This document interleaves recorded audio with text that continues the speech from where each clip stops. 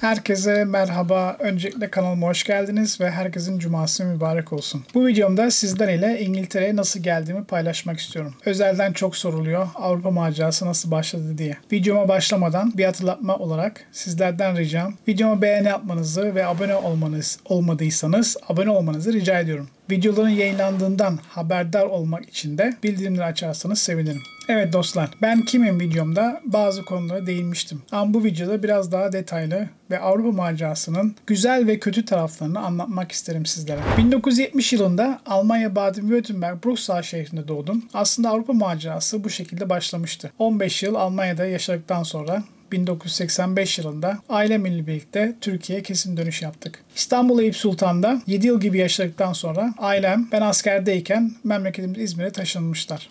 Lise dönemim İstanbul'da geçti ve lise döneminde devamlı turizmde çalışmak istiyordum.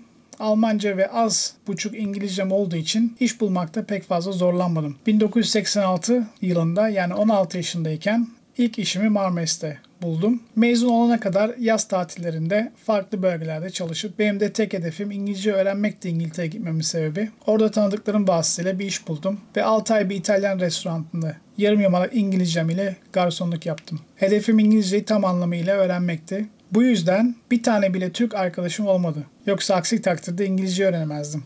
Türklerle tanışacaktık, devamlı Türkçe konuşacaktık. Benim oraya gitme maksadımın tek nedeni İngilizceyi öğrenmekti. Bu da benim için sizlere bir tavsiyem olsun eğer Avrupa'ya gitmeyi düşünüyorsanız. Evet, bu İngiltere macerası bu şekilde 2 kış olarak devam etti. 96 yılında Turizm Bakanlığı'nın sınavlarına katıldım. Almanca ve İngilizce rehberlik kokartımı aldım. 1997 yılında Altınkum'da çalışırken 2 günlük Efes Pamukkale turum vardı. Otobüs tabii İngilizlerle dolu. Ve bu yolculardan bir tanesi, nereden bilirsiniz ki? Bu iki kişiyle tanıştım ve bu kişi benim şu an 2 çocuğumun annesi. Yani eski eşim. 1997 ve 98 yılında tekrar İngiltere'ye döndüm. Son aldığım vize 2 yıllıktı ve sadece 6 aylık bir sürem kalmıştı bu son gittiğimde. 97-98 yılına gitmemin sebebi eşimle daha iyi tanışmaktı. Bu dönemde evlilik kararı aldık ve vizemin son haftalığına geliyordu. Evliliğimiz 1998 Aralık ayında oldu. Evlenmeye karar verdiğimiz için konsolosluğa başvurduk. Çünkü vizem bitmeden başvurmak zorundaydım. Yoksa kaçak duruma düşecektim. Ve aile birleşiminden İngiltere'ye oturum için ilk adımı atmıştım. 1 yıllık oturum verdiler. Daha sonra süresize döndü bu. O zamanlar şartlar bugüne göre çok daha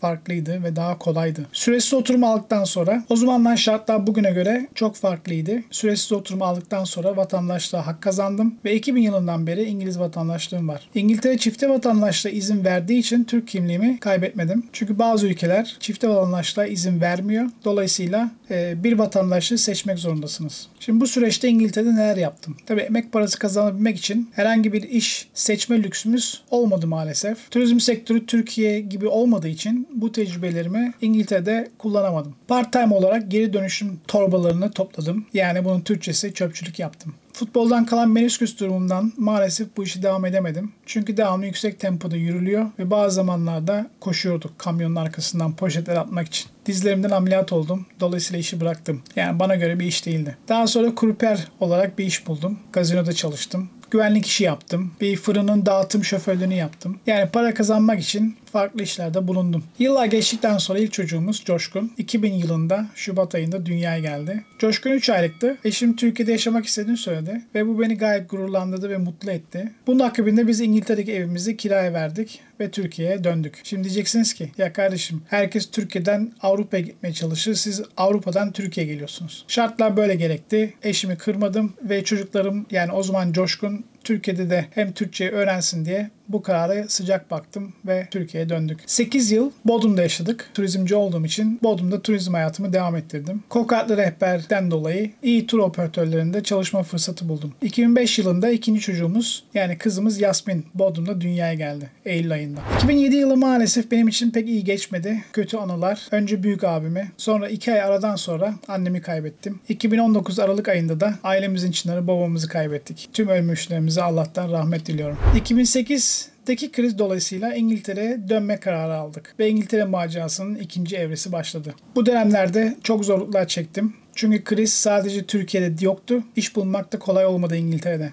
Bir 8 yıllık CV'mde boşluk vardı. Nereye başvurduysam geri çevrildim. O dönemlerde bölgenin eyaletin polis merkezi alımlara başlamıştı. Sıkıca hazırlandıktan sonra sınavlara. 2008 yılın Temmuz ayında üniformayı giydim. İngiltere'nin bir polisiydim. Kadrolu olamadım maalesef. Puanım yetmedi. Yedek kadro olarak çalışmaya devam ettim. Yani bunun Türkçesi gönüllü polis olarak geçiyor. İngilizcesi Special Constabulary. 5,5 yıl bu görevi yaptım. Bu 5,5 yıl içerisinde kadro olmak için sınavlara girdim. Ama maalesef sınavlar çok ağır ve zordu. Ve alımlar sadece yani 10-15 kişi falandı. Ve yüzlerce kişi sınavlara katılıyordu. Dediğim gibi maalesef puanlarım yetmedi ve kadroluya geçemedim. Güzel ama zor tecrübelerim oldu polislik döneminde. Eyalette tek Türk polistim. Bunun da ayrı bir gururu vardı benim için. Artı burada tanıdığım Türkler de bende gurur duyuyorlardı. Maalesef evliliğimiz daha doğrusu 2010 yılında sona erdi. Bunca yıl benim gurbette kalmamın tek sebebi evlatlarımdı. Allah'ıma şükürler olsun ikisi de büyüdü ve onlar benim gururlarım. 2013 yılında geçirdiğim hastalıktan sonra polislik görevimi bırakmak zorunda kaldım ve bu dönem benim için bir sınavdı. Mücadele ederek hayata tekrar bağlanmaya çalıştım. Zorluklar çektim. Bir 2 aya yakın hastanede kaldım. Sonrasında hastanedeyken gelen bir teklifi değerlendirerek hastaneden çıktıktan sonra bir arkadaşımın dükkanında berberliği öğrenmek için ilk adımı attım. 43 yaşında çıraklık yapmaya başladım. 2,5-3 ay sonra altın bileziği koluma takmayı başardım. Mesleğimde ilerlemek ve kendimi geliştirmek için birçok eğitimler aldım. Seminerlere katıldım. Workshoplara katıldım. Fuarlara gittim. Seminerlere gittim. Rahmetli babam bana büyük dedemin de berber olduğunu anlatınca dedim benim de genlerimde demek ki berberlik varmış. Bunca yıl bulamadığım bir mesleği buldum. Bu meslekte birçok yarışmalara katıldım. Başarılarıma başarı katmaya devam ettim. İngiltere'nin sakal tıraşı yarışmasında İngiltere'nin ikincisi geldim ve dolayısıyla BBC televizyonunun ilgisini çekti. İngiltere BBC televizyonun ana haberlerine konuk olarak canlı yayına katıldım. Dükkana geldiler ve çekim yaptılar. Muhabiri sakal tıraşı ettim ve benim hikayemi dinlediler. Bilhassa hastalık dönemime çok meraklıydılar. BBC radyosuna 3-4 defa misafir olarak katıldım. Farklı konular ile demeç verdim. Ve tabii bunlar benim için Türkiye'de yani bir Türk berber İngiltere'de böyle bir başarı imza atması benim için tabii gurur verici. Zor dönemlerimde bana bir fırsat verilmişti hatırlıyorsanız. Bu mesleği öğrenmek için ben de dedim ki öğrenmek istenene ben de imkan tanıyayım ve eğitmenlik olayına soyundum. Ve 2018 yılında 1 yıllık eğitimden sonra öğretmenlik belgemi aldım. Mesleki eğitim belgemi aldım. Ve şu an çalıştığım firmanın eğitim müdürlüğünü yaptım ve kolejlerde, akademilerde mesleki eğitimler vererek yeni berberler bu camiaya kazandırmaya çalıştım. Bu tecrübelerimi yurt dışına da taşıdım. Polonya, Almanya ve Türkiye'de birçok seminerlere katıldım ve seminer verdim, eğitimler verdim. Yarışmalara jüri olarak davet edildim. Uluslararası yarışmalara katıldım. 2018 yılında Almanya'da uluslararası Avrupa şampiyonası olmuştu. Şu anda da 30 tane şubesi olan İngiltere'nin büyük bir markasının Birmingham şubesinin müdürlüğünü yapıyorum. Franchise bir dükkan ve bu franchise'in sahibi de benim burada bir Türk arkadaşım. Evet bu mesleğe aşık oldum. Çünkü hayatımı kurtardı. Desem çok doğru o dönemlerde. Emekliyim de artık bu meslekten olur. Ve Allah'ım inşallah beni güzel memleketime dönmeyi de nasip eder bir gün. Evet dostlar, bir yıldan beri tüm dünyanın da içinde bulunduğu bu pandemiden dolayı zorluklar çekiyoruz.